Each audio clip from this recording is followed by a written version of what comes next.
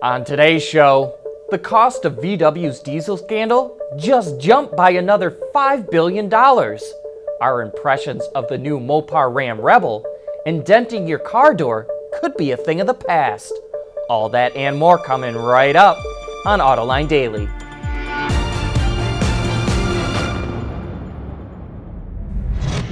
This is Autoline Daily for June 28th of 2016. Last week it was reported that Volkswagen will pay around $10 billion to settle its diesel scandal in the US, but it's going to cost the company a lot more than that. Bloomberg reports that the fine will be around $15 billion instead.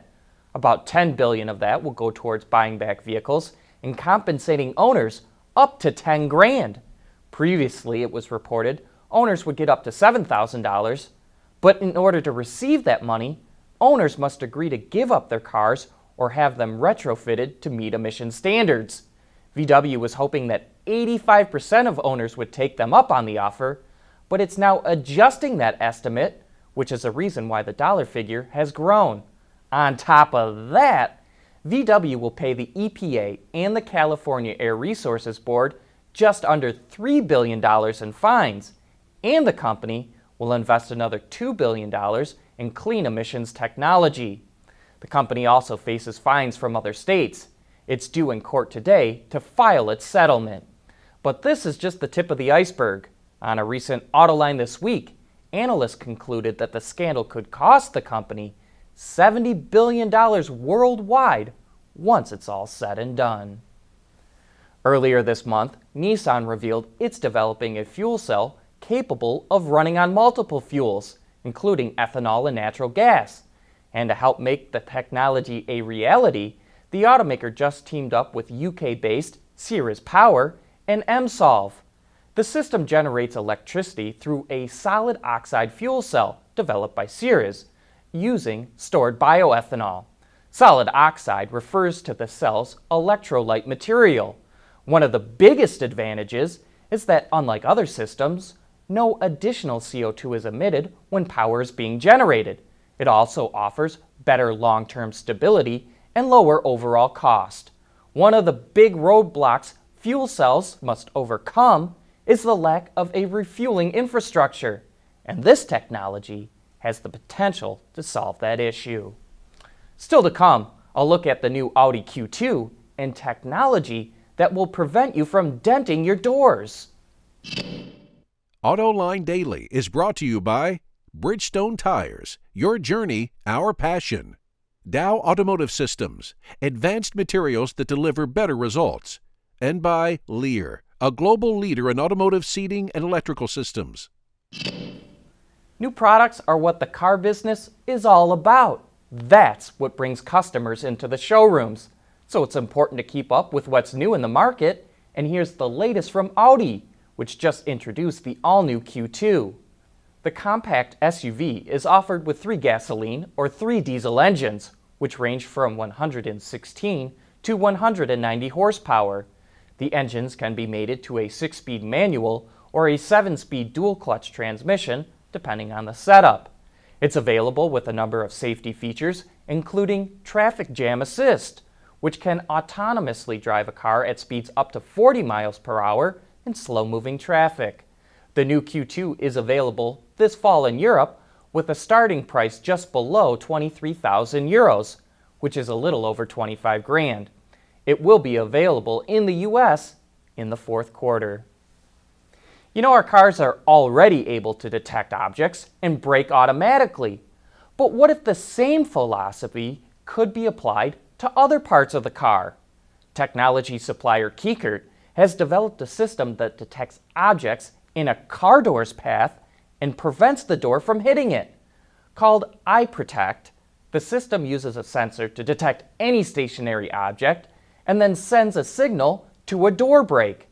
The brake is connected to the door arrestor, which is sometimes called a door check or stay, and it clamps down electromagnetically to keep the door from swinging into the object. No word if or when the system might hit the market, but just think, annoying door dings could become a thing of the past. Coming up next, we identify what kind of truck this is and what it's like behind the wheel of the Mopar Ram Rebel. Lear Connexus is the new application suite in vehicle connectivity designed to deliver over-the-air software updates and more from Lear Corporation's E-Systems, leaders in power and data management. There's more car news and industry insight from the Autoline network every day. Take a moment to click that subscribe button. You'll never miss another Autoline episode.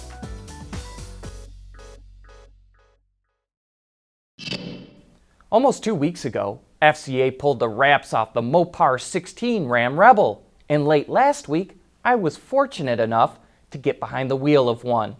As we reported when it was first announced, the truck features mostly cosmetic enhancements, so it rides and drives like most Ram pickups.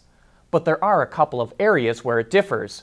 Like any Mopar branded vehicle, only a handful will be made with unique badging and decals on the inside and out. This truck also only comes in 2 paint schemes, red with black accents and all black, and each one comes with its own custom owner's kit. Perhaps the biggest difference, though, is the way this truck sounds. It can be had with a cold air intake and catback exhaust system, and it really does offer a good balance between intake and exhaust noise. Sounds nice and throaty when you stomp on it, but calms back down to a tolerable decibel at cruising speed. For any Ram pickup owner that's interested, the cold air intake and catback exhaust are available through Mopar. Look for the Mopar 16 Ram Rebel to start hitting dealer lots very soon. Last week we asked for your help identifying this small truck spotted by an Autoline viewer, and as always, you all didn't disappoint. It's a mid to late 50s Ford Zephyr Mark II Coupe Utility, or U. The Zephyr was produced by Ford of Britain for that market from 1952 to 1972, which is where this barn find was spotted. But interestingly enough, the Ute version was only built in Australia, so very unique to see one make its way back to the UK. Thanks to Chris Radcliffe for sending the picture in, and if you see anything interesting related to cars, please take a moment to take a picture and send it our way. That wraps up today's show. Thanks for watching. Please join us again tomorrow for the latest news from the automotive industry.